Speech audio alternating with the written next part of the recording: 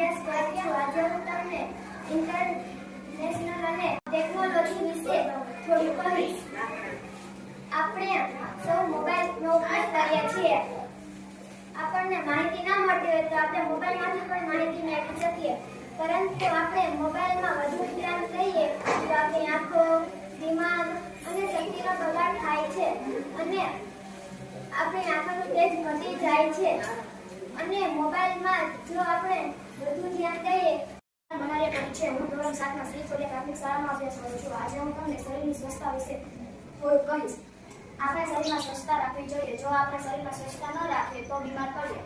સૌપ્રથમ આપણે સવારે વહેલું ઉઠીને નાહવું જોઈએ, બ્રશ કરવું જોઈએ, નખ કાપવા જોઈએ, નિયમિત શાળાએ જવું જોઈએ અને ગંદકી હોય ત્યારે રહેવું જોઈએ નહીં.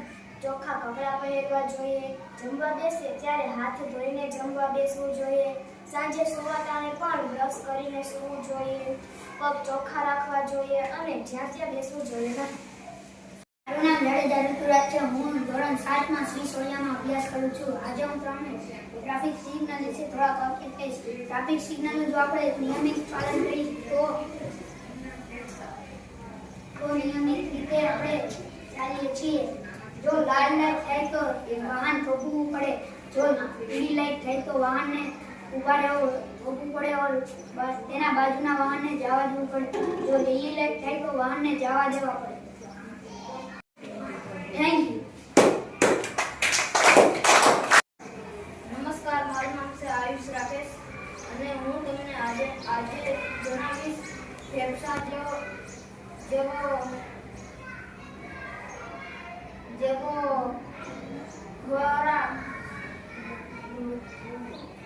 વ્યસન કરતા હોય તેથી ફેફસા કાળા પડી જાય છે અને તેનાથી આપણને ઘણા રોગો પણ થાય છે. તો હું તમને આ કરીને દેખાય. જો બીડી અને સિગરેટ જેવા વ્યસન કરતા હોય તેના ફેફસા એકદમ કાળા હોય છે અને જે ફેફસા ખોરાક ના કરતા હોય તેના ફેફસા એકદમ ચોખ્ખા હોય છે.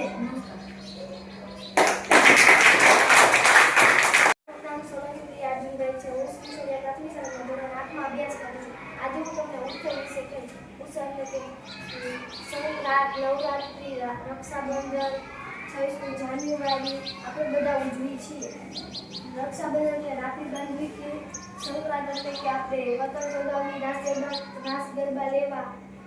આપણે બધા આ ઉત્સવ ઉજવીએ છીએ. આપણે બધા હળી મળીને ઉત્સવ ઉજવવા જોઈએ. નમસ્તે, મારું નામ સર્વૈયા માંગી છે. હું ધોરણ 8 માં શ્રી છોડિયા પ્રાથમિક શાળામાં અભ્યાસ કરું છું. આજે હું તમને એક ભારત શ્રેષ્ઠ ભારત વિશે વાત કરીશ.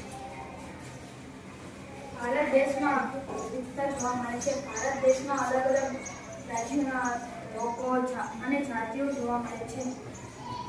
ભારત દેશમાં કેટલી બધી ભાષાઓ છે. જેમ અલગ અલગ રાજ્યોની અલગ અલગ ભાષાઓ, પહેરવેશ વગેરે તહેવારો છે. જેમ કે આપણા ગુજરાતમાં ગરબા, જન્માષ્ટમી, મકર સંક્રાંતિ વગેરે તહેવારોની ઉજવણી કરે છે. એમ આપણા ભારત દેશમાં અલગ અલગ રાજ્યોના તહેવારો હોય છે. એમાં એકબીજા રાજ્યના લોકો એકબીજા રાજ્ય સાથે જોડાય છે અને તહેવારોની ઉજવણી કરીએ છીએ. એટલે કહે છે કે એક ભારત શ્રેષ્ઠ ભારત.